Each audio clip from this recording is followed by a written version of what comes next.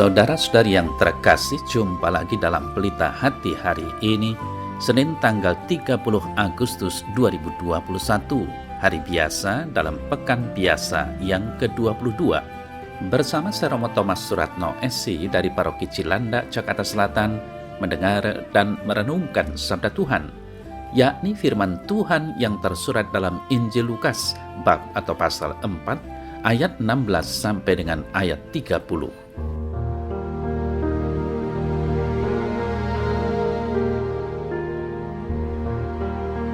Sekali peristiwa, datanglah Yesus ke Nazaret tempat ia dibesarkan.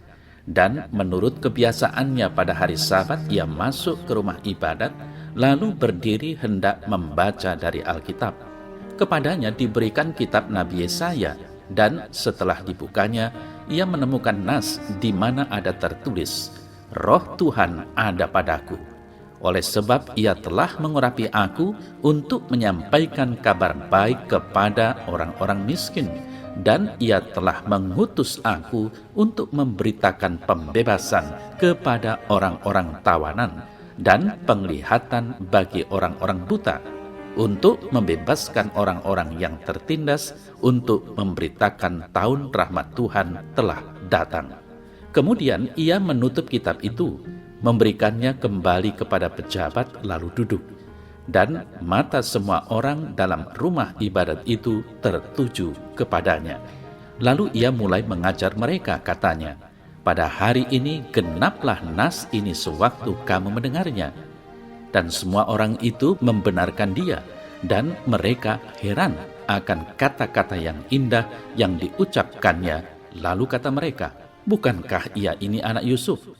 Maka berkatalah ia kepada mereka, "Tentu kamu akan mengatakan pepatah ini kepadaku, 'Hai tabib, sembuhkanlah dirimu sendiri. Perbuatlah di sini juga, di tempat asalmu ini, segala yang kami dengar yang telah terjadi di Kapernaum.' Dan katanya lagi, 'Aku berkata kepadamu, sesungguhnya tidak ada nabi yang dihargai di tempat asalnya. Dan aku berkata kepadamu, dan kataku ini benar. Pada zaman Elia terdapat banyak perempuan janda di Israel ketika langit tertutup selama 3 tahun dan 6 bulan, dan ketika bahaya kelaparan yang hebat menimpa seluruh negeri. Tetapi Elia diutus bukan kepada salah seorang dari mereka, melainkan kepada seorang perempuan janda di Sarfat di tanah Sidon. Dan pada zaman Nabi Elisa, banyak orang kusta di Israel, dan tidak ada seorang pun dari mereka yang ditahirkan selain daripada Naaman orang Syria itu." Mendengar itu sangat marahlah semua orang yang di rumah ibadat itu. Mereka bangun lalu menghalau Yesus keluar kota dan membawa dia ke tebing gunung, tempat kota itu terletak, untuk melemparkan dia dari tebing itu. Tetapi ia berjalan lewat dari tengah-tengah mereka lalu pergi.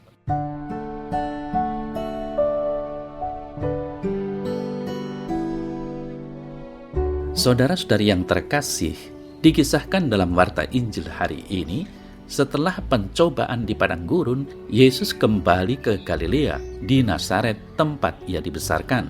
Di sana ia membacakan sebuah nas tentang dirinya. Ketika Yesus mulai mengajar, semua orang takjub mendengarnya. Setiap kata yang diucapkan Yesus begitu dalam dan memiliki kekuatan untuk menembus dinding setiap hati yang mendengarnya. Perkataannya luar biasa pengaruhnya. Dengan berani ia menyatakan diri di hadapan orang banyak akan perutusannya. Namun bagaimana kemudian mereka bersikap menolak dan mengusir Yesus dengan amarah? Saudara-saudari yang terkasih, setiap orang pastilah pernah mengalami rasa marah. Kemarahan menjadi tanda khas makhluk hidup. Binatang pun akan marah jika hidupnya terancam, apalagi manusia yang bisa berpikir dan berasa. Tidak dalam keadaan terdesak pun manusia sering marah dan mengungkapkannya dengan berbagai bentuk. Yang jelas, marah itu menjadi tanda kemanusiaan. Ada marah yang baik, tetapi ada banyak kemarahan yang mengarah ke sebaliknya. Marah seringkali hanya sebagai ungkapan energi negatif atau karena merasa tersinggung dan perasaan negatif lainnya. Saudara-saudari yang terkasih, hari ini orang-orang yang mendengarkan Yesus seperti yang tadi kita dengar bersama dikatakan marah. Kemarahan itu diungkapkan dengan melalui menghalau Yesus keluar kota. Tidak hanya itu, Yesus dibawa oleh mereka ke tebing gunung dengan maksud melemparkan dia ke dalam jurang. Satu orang marah masih bisa ditangani, tetapi kemarahan komunal menjadi masalah yang susah diatasi. Saudara-saudari yang terkasih, rasa marah bisa muncul karena bermacam stimulus yang memicunya. Paling sering rasa marah muncul karena apa yang terjadi tidak sesuai dengan apa yang diinginkannya. Ada orang yang marah dengan cara kasar, tetapi ada orang yang marah dengan cara yang elegan. Saudara-saudari yang terkasih, orang-orang yang dihadapi Yesus hari ini marah karena mereka tidak terima dengan apa yang dikatakan Yesus. Pada awalnya semua orang bisa menerima apa yang dikatakannya. Tetapi ketika mulai menyentuh pengalaman lama, mereka mulai tidak menerima. Mereka marah dan hendak membinasakan Yesus.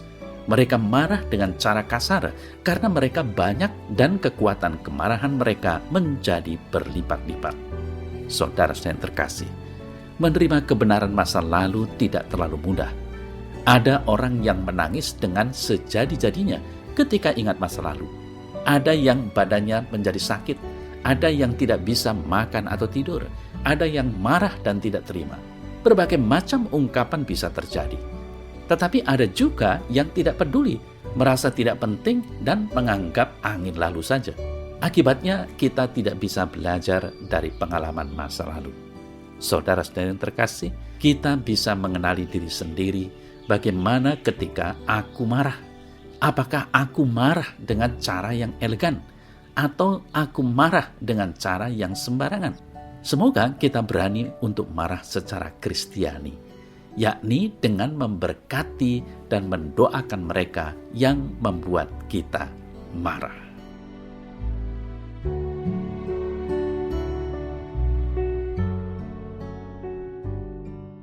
Dalam nama Bapa dan Putra dan Roh Kudus. Amin.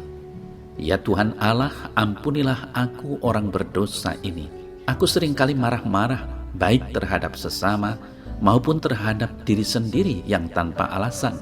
Begitu juga gampang marah kalau ada hasutan atau ada alasan yang sebenarnya sepele dan bisa diselesaikan secara sederhana. Aku sering marah bila ada sesuatu yang tak sejalan dengan keinginan walaupun itu adalah kehendak-Mu. Sekali lagi ampunilah aku, curahkanlah roh kekuatan-Mu atas diriku, sehingga aku dapat hidup sesuai dengan ajaran-Mu. Amin.